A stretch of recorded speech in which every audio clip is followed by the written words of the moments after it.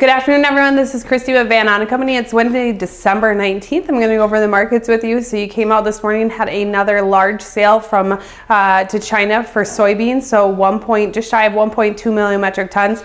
That's 2.7 million metric tons over the last week or so. For the second time in a row, you have a gigantic sale and beans fail out of it. And so that's kind of disappointing. You are getting these large sales to China, but the fact is we still need a lot more before we can make a difference here. I think the market's holding out for some really large ones and they're just not getting those record ones quite yet.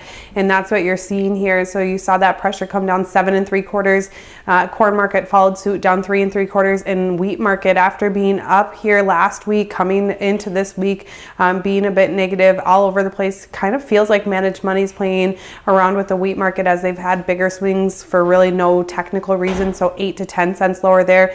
Meat markets were very quiet.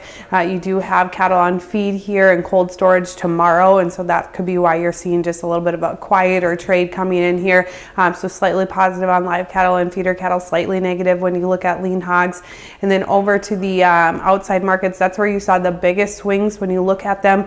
The Dow market was up 400 points and then reversed down 400 points. Now it's down about 200 points. That came on the heels of the fact that Federal Reserve did decide to come in here and increase interest rates.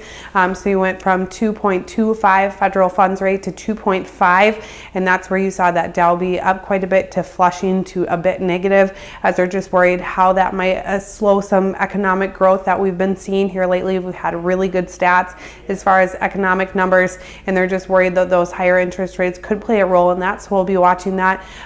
Crude market was fighting about a little bit of a technical bounce here, but faded just a little bit, still positive on the day, but that's a big one to watch as it's really crashed over the last 6 months. I do have to close with the disclaimer: trade in futures and options involves risk loss and is not suitable for all producers. Have a great day.